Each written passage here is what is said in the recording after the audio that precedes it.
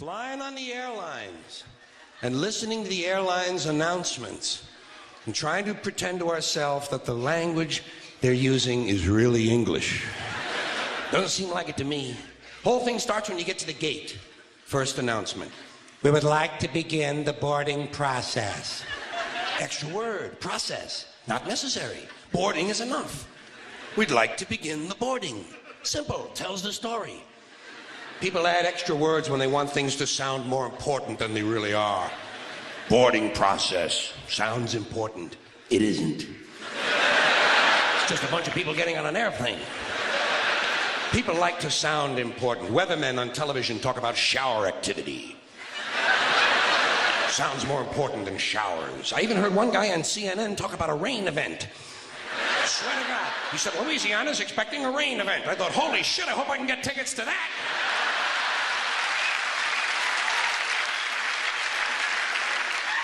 Emergency situation. News people like to say, police have responded to an emergency situation. No, they haven't. They've responded to an emergency. We know it's a situation. Everything is a situation. Anyway, as part of this boarding process, they say, we would like to pre-board. Well, what exactly is that anyway? What does it mean to pre-board? You get on before you get on? That's another complaint of mine. Too much use of this prefix pre. It's all over the language now. Pre this, pre that. Place the turkey in a preheated oven. It's ridiculous. There are only 2 states an oven can possibly exist in, heated or unheated. Preheated is a meaningless fucking term. It's like pre-recorded. This program was pre-recorded. Well, of course it was pre-recorded. When else are you going to record it? Afterwards? That's the whole purpose of recording, to do it beforehand. Otherwise, it doesn't really work, does it? Pre-existing, pre-planning, pre-screening. You know what I tell these people? Pre-suck my genital situation.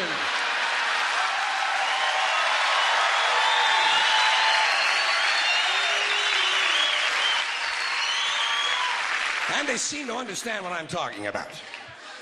Anyway, as part of this pre-boarding, they say, we would like to pre-board those passengers traveling with small children.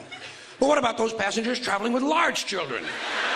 Suppose you have a 2-year-old with a pituitary disorder. You know, a 6-foot infant with an oversized head. Kind of kid you see in the National Enquirer all the time. Actually, with a kid like that, I think you're better off checking him right in with your luggage at the curb, don't you? Well, they like it under there. It's dark. They're used to that. About this time, someone is telling you to get on the plane. Get on the plane, get on the plane. I say, fuck you, I'm getting in the plane. In the plane.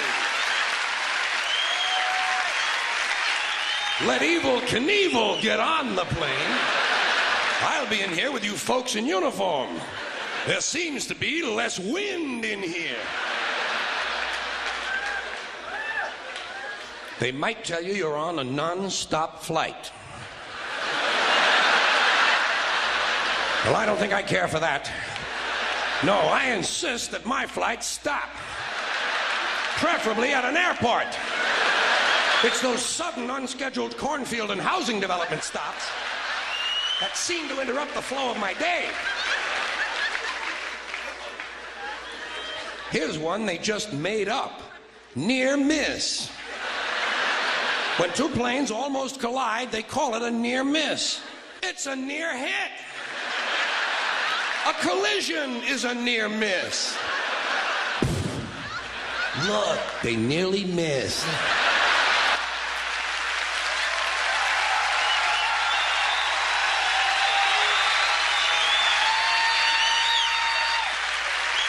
Yes, but not quite. They might tell you your flight has been delayed because of a change of equipment. Broken plane. Tell me to put my seat back forward. Well, I don't bend that way. If I could put my seat back forward, I'd be in porno movies. Then they mentioned carry-on luggage. First time I heard carry-on, I thought they were going to bring a dead deer on board. I thought, what the hell do they mean with that? Don't they have the little TV dinners anymore? Then I thought, carry on, there's going to be a party. People are going to be carrying on the plane. Well, I don't care for that. I like a serious attitude on the plane, especially on the flight deck, which is the latest euphemism for cockpit. Can't imagine why they wouldn't want to use a lovely word like cockpit, can you? Especially with all those stewardesses going in and out of it all the time.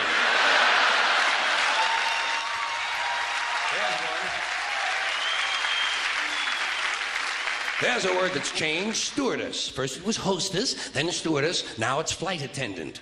You know what I call them? The lady on the plane.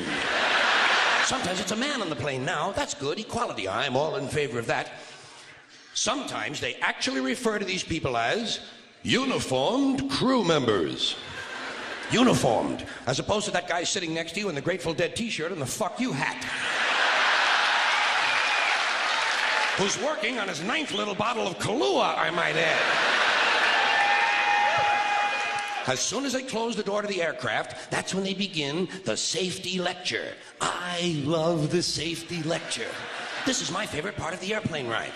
I listen very carefully to the safety lecture, especially that part where they teach us how to use the seat belts. Imagine this. Here we are, a plane full of grown human beings, many of us partially educated, and they're actually taking time out to describe the intricate workings of a belt buckle. Place the small metal flap into the buckle. Well, I asked for clarification at that point. Over here, please. Over here. Yes, thank you very much. Did I hear you correctly? Did you say place the small metal flap into the buckle, or place the buckle over and around the small metal flap? I'm a simple man. I do not possess an engineering degree, nor am I mechanically inclined.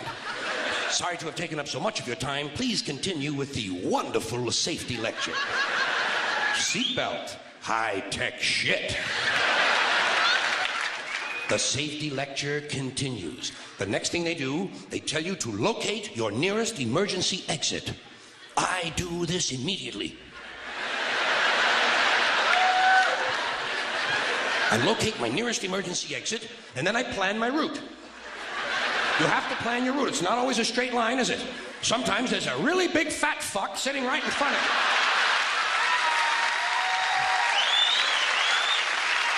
Well, you know you'll never get over him. I look around for women and children, midgets and dwarfs, cripples, war widows, paralyzed veterans, people with broken legs, anybody who looks like they can't move too well. The emotionally disturbed come in very handy at a time like this. You might have to go out of your way to find these people, but you'll get out of the plane a lot goddamn quicker, believe me. I say, let's see. I'll go around the fat fuck, step on the widow's head, push those children out of the way, knock down the paralyzed midget, and get out of the plane where I can help others.